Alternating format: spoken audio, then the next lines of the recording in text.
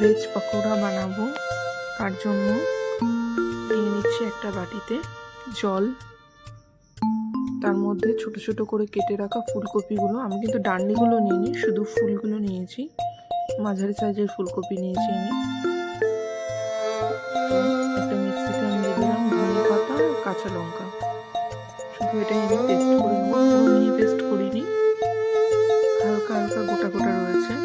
পেস্টটা আমি দিয়ে দিলাম 2 চামচ বেসন, 1 চামচ কর্নফ্লাওয়ার, লবণ পরিমাণ মতো, হলুদ, লঙ্কার গুঁড়ো, কালো জিরে দিলাম একটু। এবার এটা আমি শুকনোই ভালো করে একটু মাখিয়ে নেব, জল দিলাম আমি। এবার একটুখানি মিক্সি ধোয়া জল অল্প একটু দিয়ে এটাকে ভালো করে মাখিয়ে নেব। দিয়ে আমি কড়াইতে দিয়ে দিলাম তেল, একটা একটা করে পকোড়াগুলো দিয়ে আমি ভেজে নেব।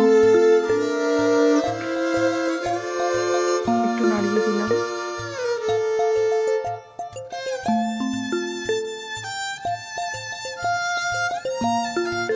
দেখুন পকোড়াগুলো কিন্তু আমার ভাজা হয়ে গেছে লাল লাল করে, তুলে নিলাম আমি।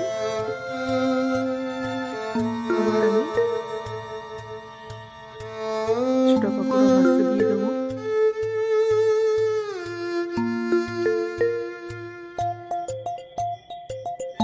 এইভাবে নেড়েছে লাল করে ভাজতে হবে, তাহলে কিন্তু খেতে ভালো লাগবে। আবার আমার একবার ভাজা হয়ে গেল। এইভাবে যতটুকু আছে আমার পকোড়া সবগুলোই কিন্তু আমি এরকমভাবে একবার একবার করে ভেজে নেব।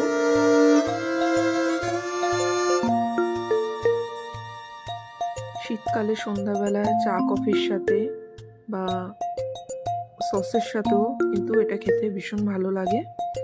আপনারা একবার বাড়িতে ট্রাই করবেন, করে আমাকে জানাবেন।